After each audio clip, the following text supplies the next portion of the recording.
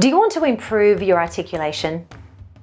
Many people think that being articulate is simply the way that we sound out the words using our teeth, our tongue, and our lips. But there's another way to think about articulation. What does articulation mean to you? Perhaps you know a famous celebrity that sounds articulate and eloquent when they're speaking. Well, today in this video, I'm going to share with you 5 great tips on how you can become a more articulate speaker, and it's not what you think. Let's get started. Q&A Tuesday, all your voice questions answered. Hi, I'm Elisa James, holistic voice and presentation coach and the founder of the Voice of Confidence public speaker training. Being articulate simply means that you're able to express yourself so clearly that the audience understands exactly what you mean. You could call it accurate communication, where the speaker accurately portrays a concept and the audience understands it immediately. This is a very effective communication tool, so let's dive straight in. Tip number 1, expand your vocabulary. Now wait, before you grab a dictionary, let me explain. I'm not talking about using difficult words that only intellectuals and scholars use. In fact, many people won't understand what the context is if they're not familiar with the words that you're using. Being articulate is more about expressing your perspectives and ideas clearly. It's not about using words that are difficult or complicated. It's also not about over-articulating like Hermione Granger in Harry Potter. It's Leviosa, not Leviosa. I am talking about simply using words that clearly express your thoughts and emotions more effectively. A really good place to start is to learn more descriptive words. This will help you express your thoughts and feelings more clearly and helps people resonate with you faster because of the emotion you're able to express articulately. Tip number 2, practice speaking extemporaneously. Extemporaneously. It's another way of saying this, off the cuff or improvising your content. As a singer and an actor for more than 3 decades, my career really improved my ability to speak off the cuff. Because for 35 years, I sang in front of thousands of people all over the world, and I had to learn to talk and converse with people in the audience constantly between songs. It gave me a lot of confidence and skill in speaking extemporaneously. Learning that skill on stage has allowed me to be able to speak off the cuff for as long as I need without the use of notes or scripts. These skills will really help you embody the words and ideas so you can tell a story with full engagement of your emotions, your tonality, and your body language. So to learn to speak extemporaneously or improvising, practice little chunks at a time and improvise your content until you gain confidence in your ability to speak with no preparation.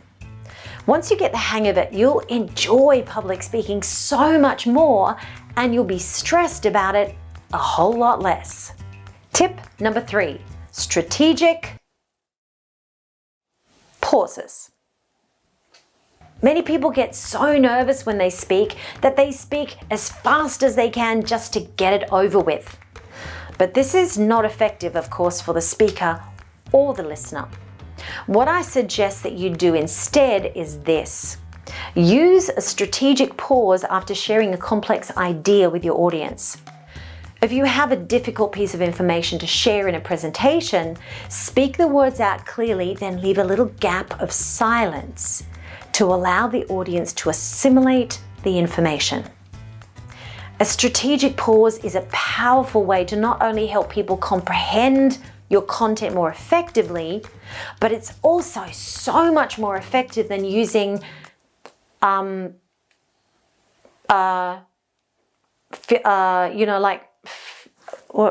words, Get on with it. Get on with it. Yeah, that. In other words, practice, breathe, and get comfortable with a little silence. It helps you gather your thoughts for the next idea, and it helps the audience assimilate the content much more effectively. Tip number 4, experiment with tonality and emphasis. Have you ever heard the saying, it's not what you say, but it's how you say it? When I was growing up, I remember people saying to me, "Don't use that tone of voice with me, young lady." My tone? Yes, your tone. What tone? That tone. Yeah, tone.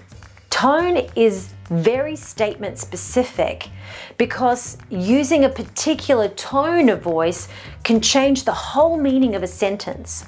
Let me show you what I mean with the following sentence. You'll see this on your screen. I never said he stole your money. I'm going to show you different tones of voices and emphasis on different words so that you can see and hear how the meaning completely changes.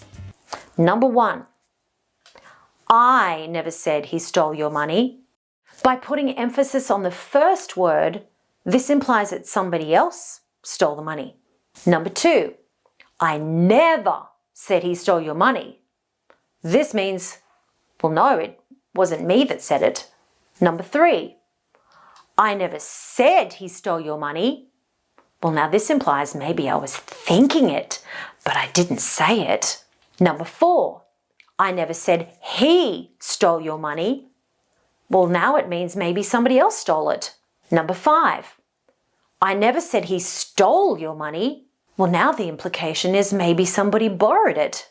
Number 6, I never said he stole your money. Well, this now implies that maybe he stole somebody else's money. And the last one is, I never said he stole your money. Well, now this implies that maybe he stole something else completely, but not the money. You see?